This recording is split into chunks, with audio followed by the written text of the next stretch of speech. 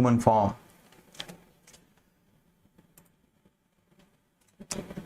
Hare Krishna, Krishna, Krishna, Hare Hare, Hare Rama, Rama Rama, Hare Hare.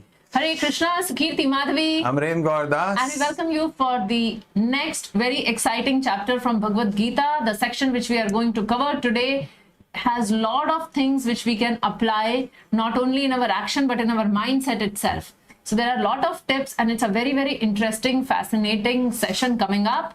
So before we get into the session, we hope that you have already completed the quiz of chapter 4, which is updated on the website studygita.com. If not, please do it. It is very, very essential. So now let us all chant together, and then we will start chapter 5. We'll chant Mangalacharan. Om Adhyana Timirandasya Jnananjana Shalakaya Chakshurunmilitam Yena Tasmai Shri Guruve Namaha. Shri Chaitanya Manobhishtam Sthapitam Yena Bhutale Swayam Rupa Kadamayam Dadati Swapadantikam Vandeham Shri Guru Shri Uda Padakamalam Shri Guru Vaishnavamscha Shri Rupam Sagrajatam Sahagana Raghunathanvitam Tam Sajivam Sadvaitam Savadhutam Parijana Sahitam Krishna Chaitanya Devam Shri Radha Krishna Badan Sahagana Lalita Shri Vishakhanvitamscha. He Krishna Karuna Sindhu Dina Bandhu Jagatpate Gopesha Gopika Kanta Radha Gandha Namastute Tapta Kanchana Gaurangi Radhe Vrindavaneshwari Vrishabhanu Sute Devi Pranamami Hari Priye Vancha kalpatarubhascha kripa sindhu vayevacha patitanam pavanebhyo vaishnavebhyo namo namah. Shri Krishna Chaitanya Prabhu Nityananda Shri Advaita Gadadhar Shivasadi Gaur Bhaktivinoda. Hare Krishna, Krishna Krishna, Hare Hare, Hare Rama, Rama Rama, Hare Hare. Namo Vishnu Padaya Krishna Preshnaya Bhutale Shrimade Bhakti Vedanta Swami Nidhi Namine. Namaste Saraswate Devi Gauravani Pracharine Nirvishesha Shunyavadi Pashyatya Deshadarine. Mukam karoti vachalam bangum langayate girim yat kripatamaham vande Shri Guru Dinataranam Paramanand Madhavam Shri Chaitanya Ishwaram.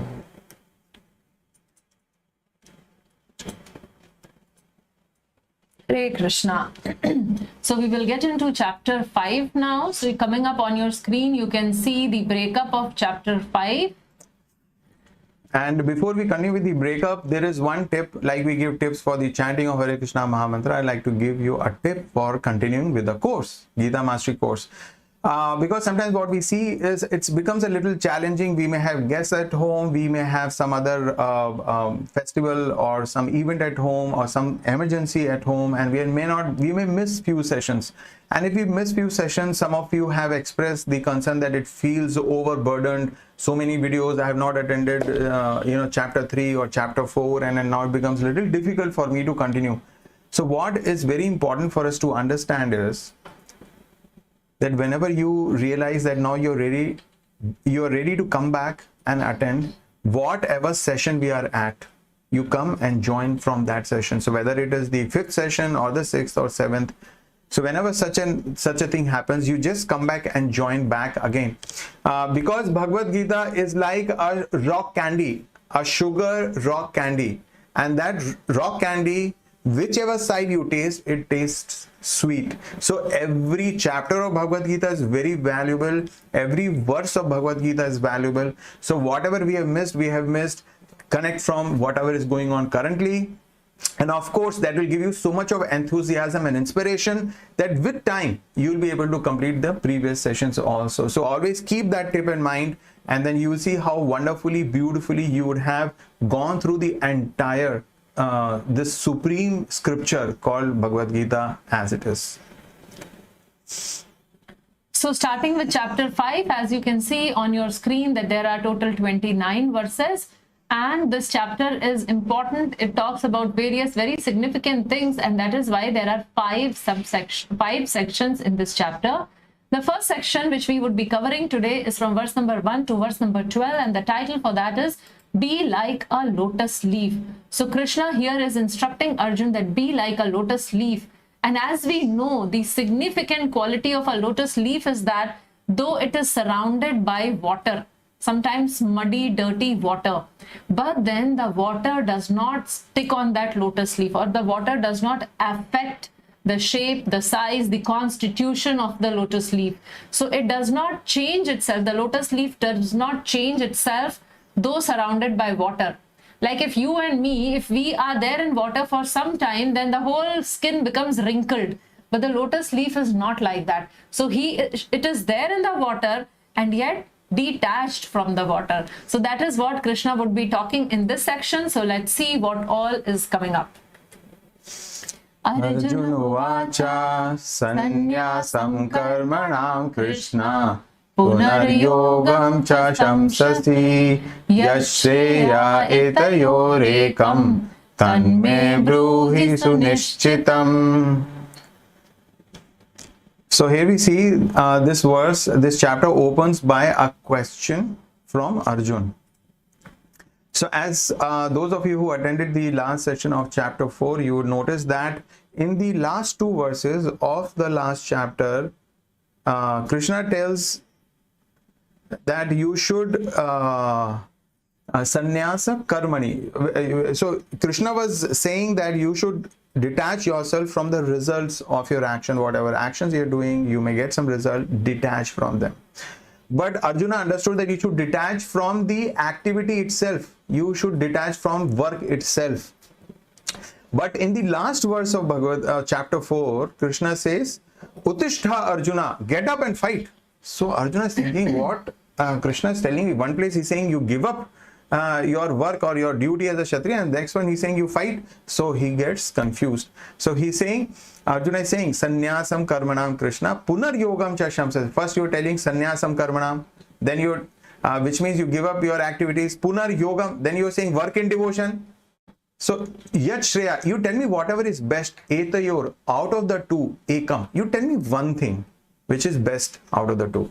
So, sunishchitam, you determine for me.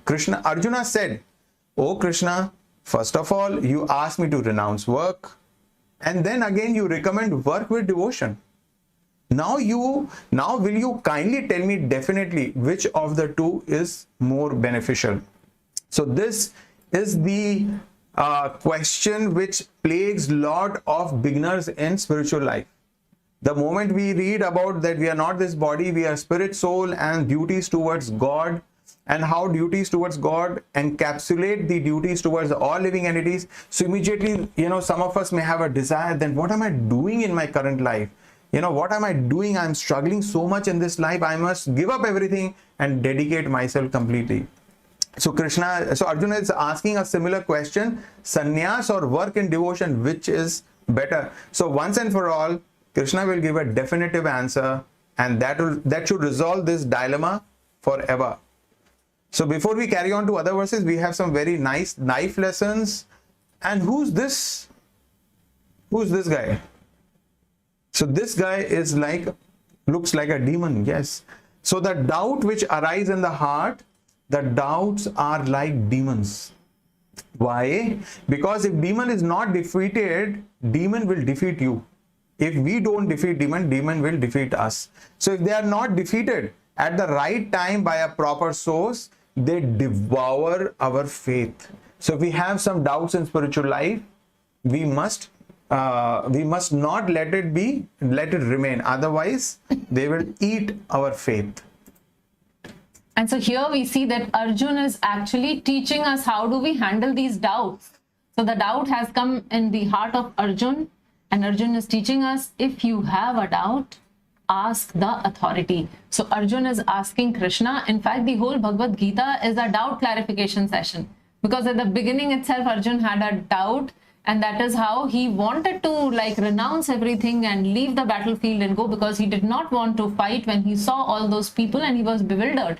So we see that at the beginning, Arjun had doubt and then further doubts, and he was asking again and again repeatedly different questions, and Krishna was patiently answering everything. And towards the end, we will see that how Arjuna's heart changed. So he was submissive. He was asking the doubts, but not challenging Krishna. He was asking the doubts to clarify those doubts, to have a proper understanding. So we must also ask doubt with the same attitude and mindset as how Arjun is asking, with an open mind, willing to change. So going to the next verse, sri-bhagavan uvāca sannyāsaḥ karma-yogaś nihśreyasa-karāv ubhau tayostu karma-sannyasat karma-yogo višisyate. So now in the previous verse, Arjun has asked a question to his teacher.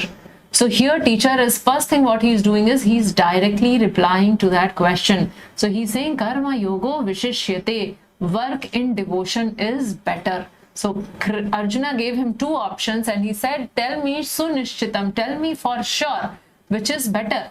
So here it says that the Supreme Personality of Godhead replied, the renunciation of work and work in devotion are both good for liberation. So both the paths, sannyasa, karma-yogaś. So sannyas is one path and karma-yogaś is another path, and both of them are good for liberation. But of the two, karma-yogo višisyate, work in devotional service is better than renunciation. And then, so here, first we will understand that why is it better? Because devotional service is completely transcendental in nature. Because when one does a devotional service, any act for pleasure of the Supreme Lord, it does not have any reaction. So it is transcendental in nature. Everything about devotional service is transcendental in nature, not any aspect of it. So it's completely transcendental process. And because it is transcendental process, it ultimately frees one from sinful reaction. So either one renounces all or stays in his position. That doesn't matter. What matters is if one is Krishna conscious. So a person may be a sannyasi, but if he is not Krishna conscious, then it doesn't really help him. Because we saw here that Krishna is telling that working in devotion, so that devotion aspect is the most important. So moving to the next shloka, and before that Prakash Sharma ji is asking, today there is no rewind or quiz. So today there is no quiz because we have uploaded a detailed quiz on the entire chapter 4 on our website. So we request you all to do that. Jñeyaḥ nitya-sannyasi yo na dvesti na kanksati nirdvandvo hi maha-baho sukham bandhat pramucyate. So here we see in the previous verse, Krishna is saying that work in devotion is better. Why work in devotion is better? Because if I give up my activities, if I give up my work, because I have suddenly I feel, no, this is all troublesome, better let me stop my activities, but my heart may not be clean. So if I give up my activities, I cannot continue being in that position for a long time. So here Krishna is giving the mindset of a sannyasi. So if we understand that mindset, then externals do not remain so important. Whether I am wearing shorts and t-shirt, or I am wearing a formal trouser and a shirt, or I am wearing dhoti kurta, or I am wearing a dress of a sannyasi. If I have the mindset of a sannyasi, then the external dress is not important. So that's how Krishna is educating all of us through Arjun. Geya sa nitya-sannyasi yo na dvesti na kanksati. So this is one person who neither hates nor desires the results of his activities. One who neither hates nor desires the fruits of his activities is known to be always renounced. Definition of sannyas. So whenever you have this thing, this is definition of sannyas. So externals are not so important. What is important is our internal thought process. So when I'm doing an activity, I may be doing a job, I may be doing a business, I may be taking care of family. How much am I desiring the results of those activities, or how much I am hating the results of those activities? Like some children, they don't like going to school, right? Some of us are stuck in jobs which are like such a burden on our consciousness, right? So one who neither hates nor desires the fruits of action is known to be always renounced. Such a person, free from all dualities, easily overcomes material bondage and is completely liberated. O mighty armed Arjuna, nirdvandvo hi maha-baho sukham bandhat pramucyate. He completely gets liberated. So this is very important. And how do we really apply? Like Sukirti was saying, there are so many tips in this particular chapter how we can actually apply in our lives. And a very wonderful slide is coming up. This is a statement from Prabhupada's purports. It's such an amazing, one of my favorite lines. Nothing belongs to anyone, right? So maybe you can do an exercise for your own self. Make a list of all things you think you own, right? Including relationships. You know, we may have a husband or a wife or children, parents, whatever. So make a list of relationships, objects that you own, properties. Make an entire list, and then on next to that list you write down the original owner, who's the ultimate owner, and then see whose name you write next to them. And then you realize actually everything directly, indirectly, in fact everything directly comes from the Supreme Lord. So nothing belongs to anyone, everything belongs to Lord. So where is the question of renunciation? I may stand next to a very beautiful Bentley and I may say, I'm renounced. I renounce this Bentley. Arey Baba, it does not belong to you. So where is the question comes of renunciation of that vehicle? So similarly, so when nothing belongs to me or nothing belongs to anyone else, so where is the question of renunciation? So this consciousness is the consciousness of a sannyasi who's renounced. And how does that consciousness come, or how does that true renunciate actually overcome material bondage? So as you can see on the slide, the first point says that such a person, first thing is acquire perfect transcendental knowledge. How and why and from where, we have to refer chapter 4. So the chapter 4 was all about transcendental knowledge. So this person, when he acquires this transcendental knowledge, then he understands that I myself belong to Krishna. Like Prabhu was talking about how nothing belongs to me. So when we say nothing belongs to me, I also don't belong to me. I belong to the Supreme Lord. I belong to Krishna. And what is the other thing? That because I belong to Krishna and I originate from Krishna, so basically I have the same qualities. I cannot have anything extra. So the jiva or the soul and the super soul or the Supreme Lord, they are same qualitatively. So a scriptural example for this is that the sea and the sea water. So a drop of sea water is same as the entire sea if we check the chemical properties of the drop of sea water. But the quantity is completely different. A drop is insignificant and the sea is like huge. Right? So similarly, we are one with Krishna in quality. When we talk about quality, what are these qualities? So I hope you remember, we have been discussing in Gita Mastery, Bhakti Yoga Mastery, everywhere we discuss about a definition of Bhagavan or the Supreme Lord and how he has 6 opulences. So those 6 opulences or the 6 qualities which Krishna has in full is strength, beauty, fame, knowledge, renunciation, and wealth. So these 6 things he has in completeness. And because Krishna shares little wealth with us, I also become somewhat wealthy. Krishna shares his little strength with us, and people become like WWF fighters. So the whole point is that everything what I have out of these talents is actually a part of Krishna which I am having, because I ultimately belong to Krishna.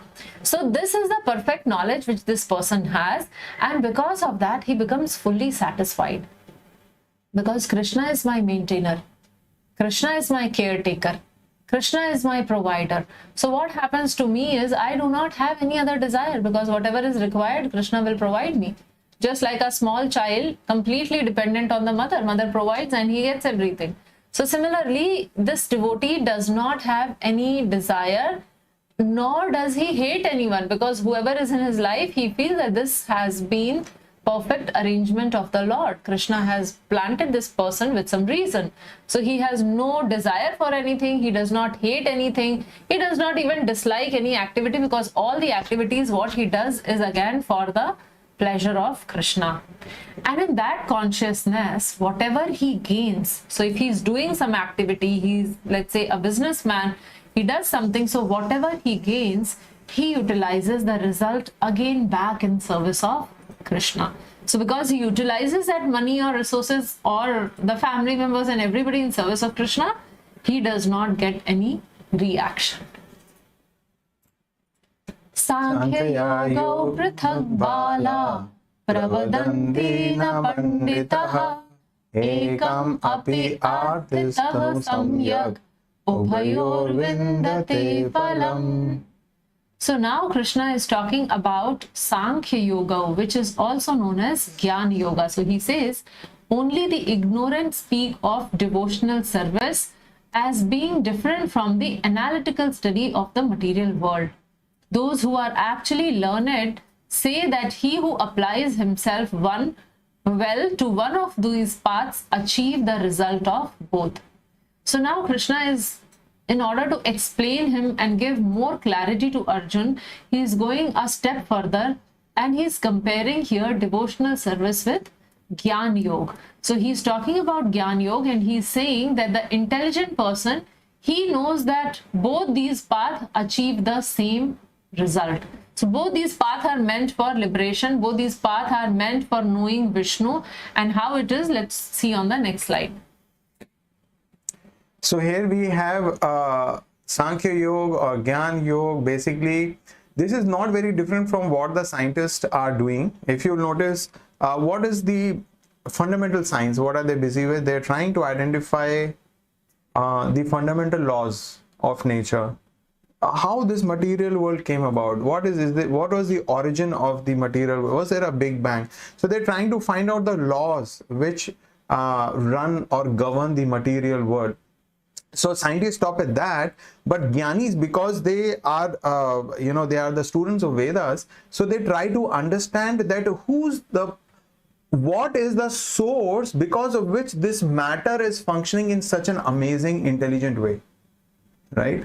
How come is it that, when the seasons change and the sun rises and sets in the night, and when there's a moonrise and moon sets, how is it that the plants, they get nourished? Well, why the leaves come at a particular season and the leaves fall off in a particular season, and why the plant flowers at a particular time, and how the seed grows and how from the seed another plant grows. So the Jnani is basically looking for the fundamental, the force behind nature. So this is their subject of study. So of course the root of all creation is Vishnu. So even for Jnanis or Sankhya yogis, the aim is they are all searching for Vishnu, but they're doing that through analysis and analytical study of Upanishads and Vedas. And if you see in devotional service, of course the aim is Vishnu. Who's the Supreme Lord? They ask that question, they identify through the help of the bona fide teachers that Supreme Lord is Krishna. So their aim is naturally Vishnu. So Jnanis are busy searching the soul of existence, whereas the devotees are busy watering the source of existence, the soul of existence. So they are serving the Supreme Lord. So we see that, we begin to see that there is there is how both the things match up and where devotional service is in fact better. But Gyan is very difficult because, see, if we want to study Upanishads, in fact, if you look at all of us, how many of us have actually education in Sanskrit? I'm talking about, I know, there are devotees who want to study Sanskrit. They spend 10 years, 12 years studying Sanskrit. They spend time learning the grammar, and then they begin to actually study the Sanskrit text. So here, one has to be situated in mode of goodness. They have to be situated in sattva. But if you look at the society that we are living in, it is primarily in rajogun and tamogun. So if we want to continue in our existing life and want to explore this process of Gyan Yoga, it is not practical. So very difficult, but devotional service is easy. We can continue the life that we are living. We need not make any drastic change. Some, of course, dovetailing has to be done. Like whatever food we are eating, we offer to Krishna and eat. Right? We take out some time from daily routine and chant Hare Krishna Maha-mantra. So devotional life is very practical and very easy. And Gyan is difficult. So how Gyan is difficult? The first point, as Prabhu was talking about the Sanskrit, here I read that Ashalata is saying that she is learning Sanskrit, but I am sure that it is a difficult thing to... Once you get a hang of it, then it's easy, Yeah. but then it requires a lot of practice, daily use, and if probably you're living in a town or a village where everybody speaks Sanskrit, studies Sanskrit, probably then it will be much easier, Asha. So the problem with the Gyani is that not all are well versed with philosophy. So understanding philosophy takes time. It is little difficult. Not everyone is wired to understand philosophy. See, stories are easy to understand, but philosophy, no. So not everyone is well versed with philosophy, but what happens, a practitioner of Gyan Yoga, though he may not be well versed with philosophy, but he takes renunciation because it is important for them to renounce things. So he takes renunciation, and that renunciation could be premature. Just like sometimes we have premature delivery and then the child is in difficult situation.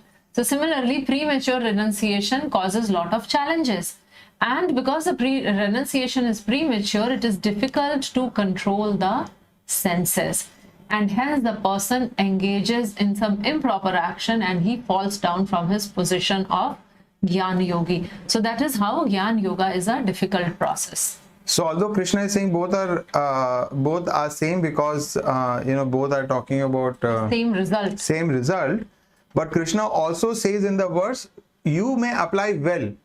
Whoever applies himself well to either of the paths.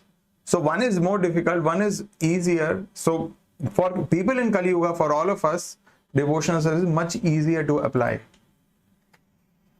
Analytical study and devotional service are two aspects of the same path. One easy, other difficult. But the goal remains the same. Intelligence is in choosing the easy one. So suppose if you have to climb up a building, let's say 7-8 floors. So you may have an option of taking elevator or climbing the steps. Both of them ultimately reaches to the 8th floor. So what is intelligence? Intelligence is in choosing the easy one. So people prefer elevator because it is very easy. I mean, it is fast and it is almost effortless. So similarly, between analytical study and devotional service, though the goal they may reach same in the sense that they get liberation from the problems of this material world, yet one is easy and intelligence is choosing the easy one. Yat sankhye prapyate sthanam tad yogairapi gamyate ekam sankhyam cha yogam cha yah pashyati sa pashyati. So here Krishna is talking about the objective or the goal of Sankhya Yoga and Bhakti Yoga or work or Karma Yoga, work in devotion. So Krishna is saying here, Yat Sankhya prapyate sthanam tad yogair api gamyate. So whatever a Sankhya person who's doing the analytical study, the position, the sthanam that he attains is the same as that of a yogi. The karma yogi, the one who's working in devotion. So both of them reach the same sthanam. Ekam sankhya cha yogam cha yah pashyate sa. So those who see that these are two different aspects of the same path, they see things as they are. So we'll read the translation. One who knows that the position reached by means of analytical study can also be attained by devotional service, and who therefore sees analytical study and devotional service to be on the same level, sees things as they are. So therefore Krishna is encouraging even the Sankhya yogis, those of us who may be very interested, no, I want to read this, that, and I want to analyze, and I want to come on my own conclusion. So Krishna is encouraging even them that the goal that you reach after so much difficulty, you can reach the same goal by devotional service. So the real knowledgeable person, he understands result of jnana and devotional service are the same. One is easy and the other is tough. We can look at the arrow. One is a straight arrow and the other is a zigzag, and then it takes more time. And this is exemplified with a very beautiful analogy, a very beautiful example. So one is trying to find the root. One is trying to find the root of existence, find the root of the plant, find the root from where everything is coming. And you look at devotees, they begin to water that root. They begin to serve the Supreme Lord, right? So what finding the root means, the Sankhya or the analytical study trying to find, whereas the devotees, they not just find, but they begin to water the root. They begin to serve. To succeed, not only one needs to be efficient, but also should have the ability to take proper decisions. So when we may have a lot of talent with us, but unless we make proper decision, success is not yet guaranteed just by the talent alone. So I may think that, okay, I am capable, I understand Sanskrit, I am quite profound in my learnings, and I will take the process of Gyan Yoga. But Krishna himself is saying that that is a difficult process. So the intelligence is also, or the success also depends on the ability to take the proper decision. Dipankar, they're asking for attendance. So would you like to share the attendance link? Sannyasastu maha-baho dukham aptuma yogataha yoga yukto munir brahma na chirena digacchati. So here Krishna is saying that those who take up sannyas, now there is a warning. It's a warning for people who want to run away. Right? What is it? Sannyasastu maha-baho dukham aptuma yogata. So if somebody runs away from his responsibilities, ayogata, without connecting with Krishna, without doing devotional service, without doing bhakti, if he runs away, if he gives up his duties, then what will he get? He will get a gift. He will get a gift of dukkha, miseries, problems. So this is Krishna's version. So Krishna is all knowing. In our case, we don't know most of the things, and then we try to experience and learn from the experience, and in that also many people fail. So better we just learn from the words of Krishna. Sannyasas tu maha-baho dukham aptuma yogata. So if we take immature renunciation, run away from our responsibilities, dukkham, we'll get only misery and pain. Merely renouncing all activities yet not engaging in devotional service of the Lord cannot make one happy. But a thoughtful person engaged in devotional service can achieve supreme without delay.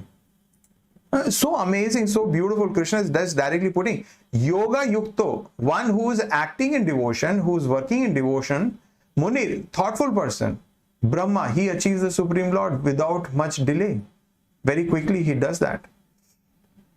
Na chirene, without much delay. So this is, let's seal this matter and let's not get this doubt again and again. Detachment without attachment to Krishna is miserable. A very, very, very simply but very strongly, very beautifully put. Detachment without attachment to Krishna is miserable. So the detachment from material world is not enough. One must develop attachment to Krishna in order to attain perfection. So if a person wants to progress, he has to develop attachment also. Just detachment will make the heart very dry. So not only that you have to become detached from your sense enjoyment, but you also have to become attached to Krishna. And how it is done? So from verse number 7 to 12, we will see. So Krishna has given the principles now that how such a person behaves, how such a person acts. And now he's going to explain that how to practice these things, how to actually work in devotion. So this, yoga yukta, the person who's working in devotion. Yoga yukto Vishuddhatma, vijitatma, jitendriyaḥ, sarva bhutatma, bhutatma, kurvan api na lipyate. So here Krishna is talking about the person who's engaged in devotional service, and he says he is Vishuddha Atma. Vishuddha Atma means completely purified person. He is also Vijit Atma. Vijit Atma means he has complete control over his senses. He has Mind. Self-control. He has mind control. And Jitendriya means have conquered the senses. So such a person is completely pure or Vishuddhatma because he has conquered his mind and he has conquered all his senses also. So one who works in devotion, who is a pure soul and who controls his mind and senses is very dear to everyone, and everyone is dear to him. Sarva bhutatma bhutatma. He is dear to everyone and everyone is dear to him. Though always working, such a man is never entangled. Na lipyate. He is not entangled in the cycle of action and reaction of this birth. So how that happens is he knows that everyone is part of Krishna. It's not only him, but everyone else is also part of Krishna. And so he starts thinking that I should be serving everyone. So he starts serving everyone, and with that service, when we are doing that devotion, service is devotion in action. So he's putting his devotion in action by serving everyone, and with that he acquires his intelligence becomes even further purified. And with that purified intelligence, because when we are pure, what happens is one is able to control his mind and senses easily. And with controlled mind and senses, when his Jitendriya, he becomes Jitendriya, his senses does not run here and there, he becomes Vijitatma, his mind does not run here and there, then he performs all his actions as his duty. And hence he reaches the platform where there is no action and reaction. So these are the qualities of a fully Krishna conscious person. Yes, so the beginning, the root, the beginning statement. So there's this picture that you can see here. This is a picture of a tree, probably close to sunset or sunrise or whatever. So when a devotee sees this tree, we see that there is, of course, there's a root below the ground, which is actually holding the tree in its place and which is actually nourishing the tree. So we see this tree, and in this tree we see there are branches and there are leaves, and I'm sure there would be some flowers and fruits. So the devotee sees that this tree is, the root of the tree is Krishna, and all these branches, roots, flowers and fruits, everything is part of Krishna. These are all living entities. So he sees that actually living entities are not separate from Krishna. So his experience of the Lord includes all the living entities, and that becomes the inspiration for him to be compassionate. You know, we try to be compassionate towards human being. How many of us try to be compassionate toward other living beings, right?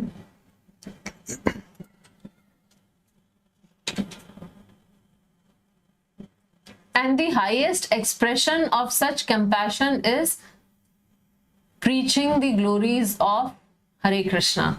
So when we inspire people to chant Hare Krishna, when we inspire people to get connected to Krishna, that is the highest expression of compassion. That is the best service. So if after reading verse number 7, if you have a desire to serve others, then what you have to do is, the best service to humanity is discussing with them the glories of Krishna. So moving to shloka number 8 and 9. A person in the divine consciousness, although engaged in seeing, hearing, touching, smelling, eating, moving about, sleeping and breathing, always knows within himself that he actually does nothing at all. Now it is written that person is doing so many things and yet he knows that he is not doing anything at all. So how is that possible? Because the first 4 words, he is in divine consciousness. So divine consciousness here means that he understands the difference between the body and soul. He knows that he is not the body. So though there are activities like seeing, hearing, touching, smelling, eating, moving about, sleeping, breathing, these are all the functions of body. The soul does not need these things. So he knows that though he is doing these things, he is actually doing nothing. And then it says that because while speaking, evacuating, receiving and opening or closing his eyes, he always knows that only the material senses are engaged with their objects and that he is aloof from them. So now these 2 verses are actually demonstration of the principle that we are not the body, we are spirits. So only the understanding is not enough. This person is actually always conscious. So though the senses may start getting attracted to some objects, but he knows that it is between the sense object and that, between the senses and the object of sense. Like for example, if I smell something nice, if I smell nice coffee beans, and I may develop intense desire to have a cup of coffee. So he understands that this smell, the aroma is perceived by the nose and it is coming from the coffee. And he also knows neither he is that coffee nor he is the nose. So that is the divine consciousness. So such a person is known as tyaktvätma. He realizes that the body is separate, self is separate from the body. So though he is engaged, like we see this skeleton doing so many things, so though he is engaged and moving around and doing certain things, but then simultaneously he knows that he is not the one who is doing. He knows soul is inactive materially. So here is a life lesson that a Krishna conscious person is always free, even though he appears to be engaged in affairs of senses. Brahmani adaya karmani sangam tyaktva karoti yaha lipyate na sa papena padmapatram evambasa. So here this is the verse where Krishna actually gives that example. You remember in the beginning of this session we were talking about being like a lotus leaf. So here Krishna is actually using the word Padma Patram, lotus leaf. So he is giving this example as an expert teacher. When he gives an example, it becomes very easy for us to connect with that example and understand the concept. So here Krishna is saying, one who performs his duty without attachment, surrendering the results unto the Supreme Lord, is unaffected by sinful reactions, as a lotus leaf is untouched by water. So this is a characteristic of a devotee who works with devotion. What does he do?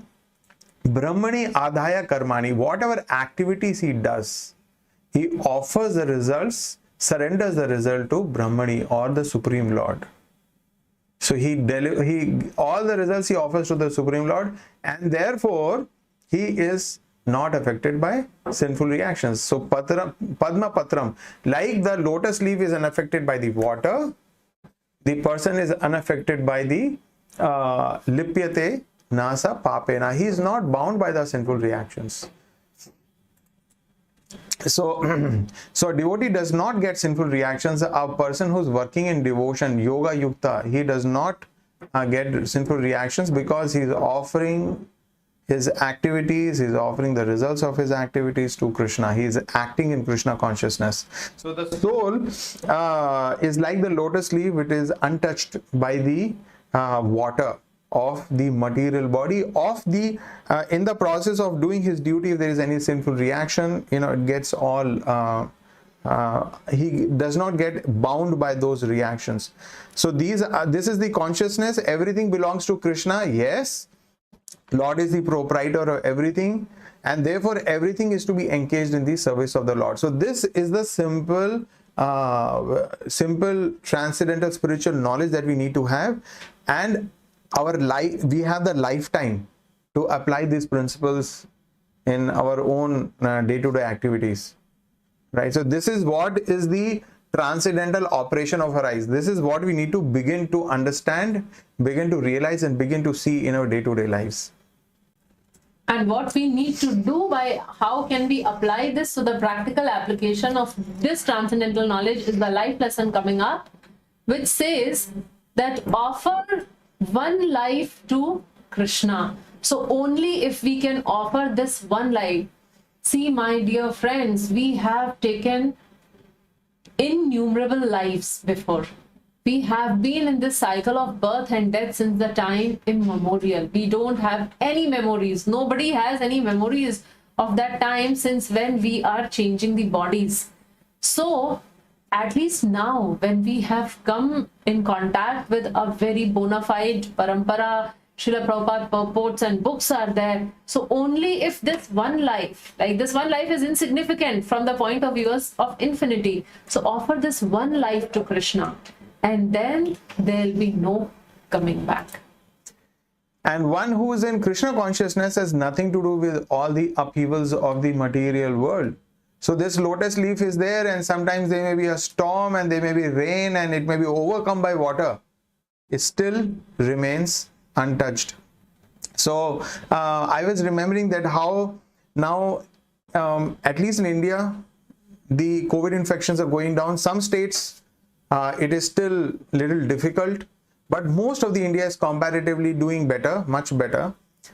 And so now we may not see so much challenges. Everything has almost opened up. People are going to jobs, and I think schools are also open.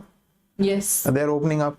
So, but I'm talking about 7, 8, 9 months back when the lockdown was there, and there were devotees whom I personally knew. They were doing their jobs, they had their businesses, and they somehow were not disturbed. Though they were also losing things. Some people, some devotees lost jobs, some had salary cuts, some had their businesses, their life depended on their businesses, but the businesses were shut down. But they were not disturbed. I mean, it was just so amazing to, we were connecting with them and we were just so amazed. And as the businesses opened, and as, so some of them got their jobs back, I don't know, some of them may still be struggling, but then, that was the beauty of their Krishna consciousness. So upheavals of the material world means padam padam yat vipadam na tesham. At every step there is a vipada. At every step there is a misery, at every step there is a problem. That's the nature of the material world. Dukkhalayam ashashvatam. It is temporary and it is a place of miseries. So it is not that devotees don't experience, they are not overcome, they are not afflicted by these miseries. It is not like that. But the way they handle it like just being a lotus leaf in water. They are not affected. So Krishna is saying here example of that how the lotus leaf is not affected by water, a person is not affected by sinful reactions. So we are extending that analogy and saying that the person is not also affected by the upheavals in the material world where he lives.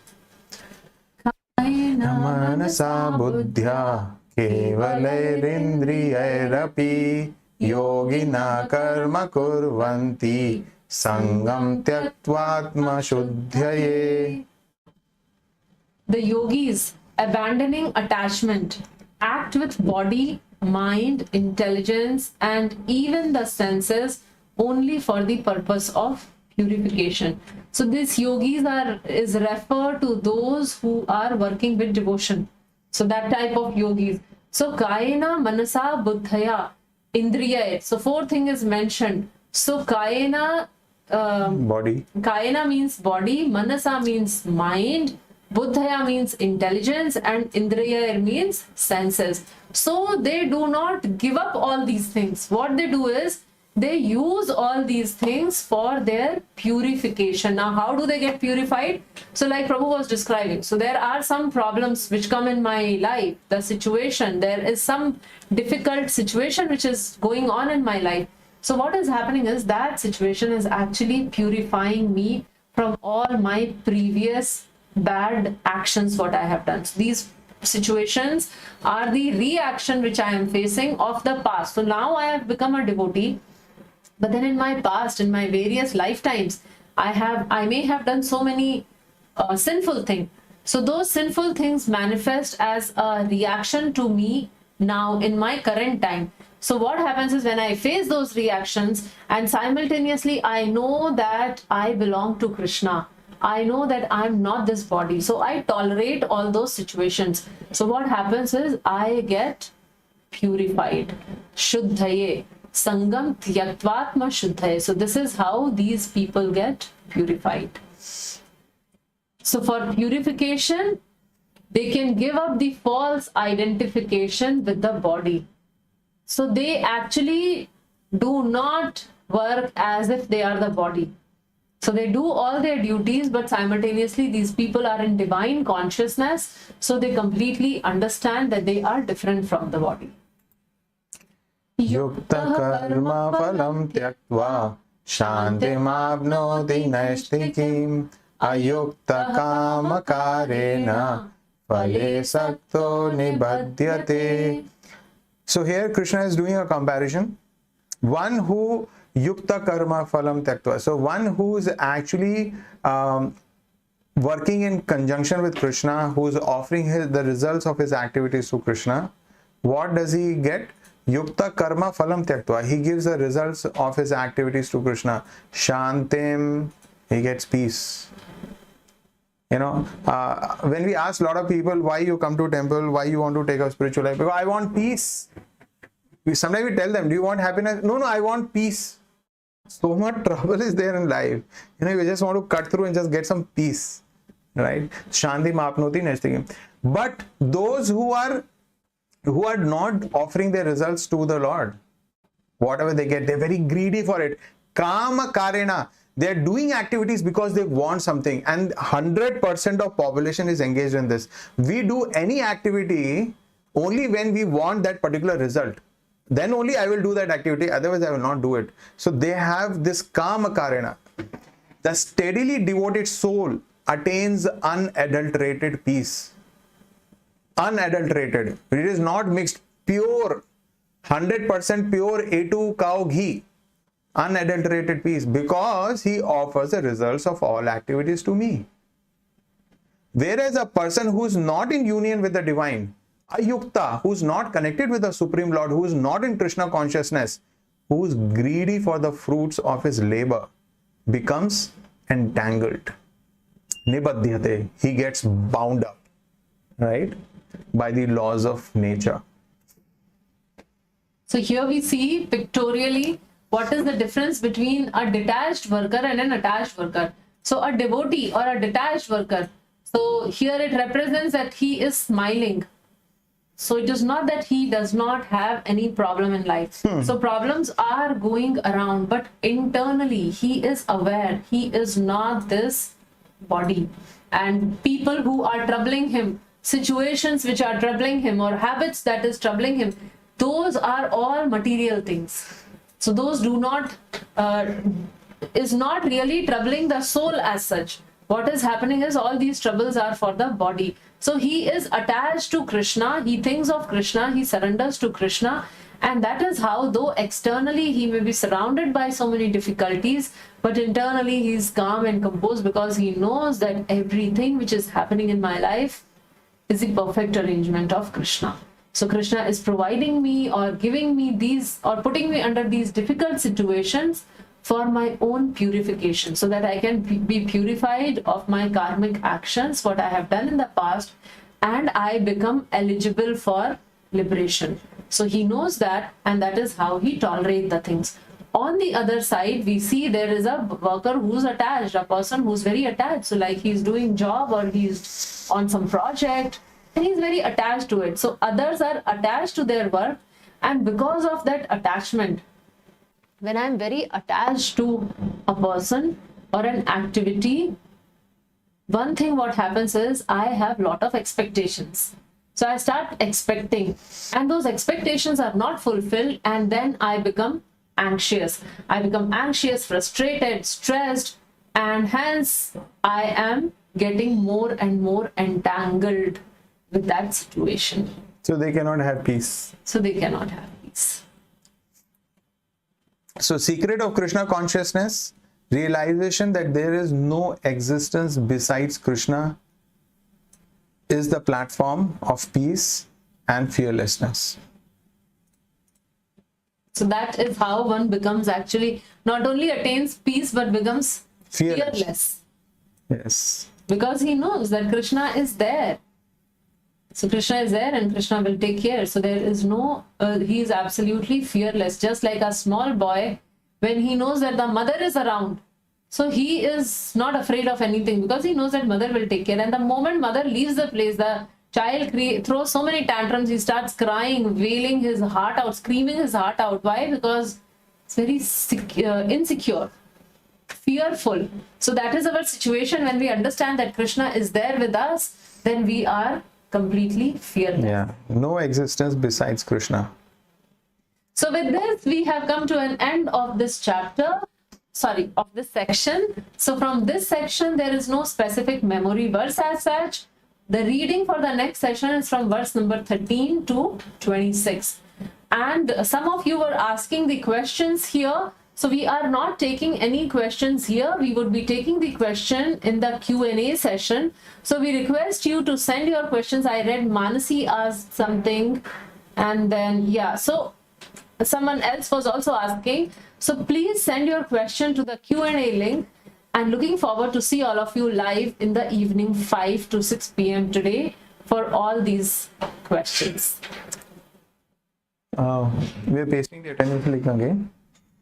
So we have shared the attendance link. We'll share it again. And thank you all very much. Looking forward to see all of you. Please do come for the Q&A session. As we heard in today's session that Arjun is asking doubt. So similarly, if all of you have any doubt, please come. If you don't have doubt, still you can come, because when you hear others asking questions, and then it may clarify things for you also. Maybe you have not voiced that question, but maybe the doubt is there. So hearing this Q&A is very, very important.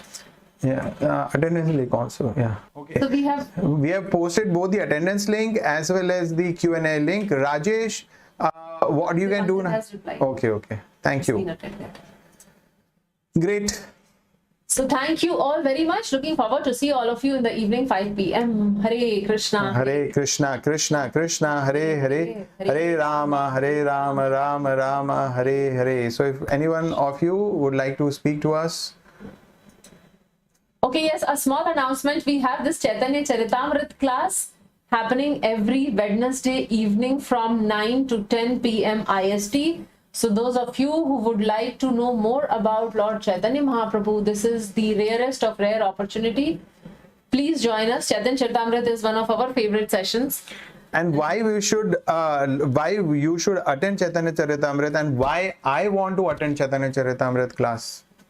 Although I am the speaker there, but I want to attend myself.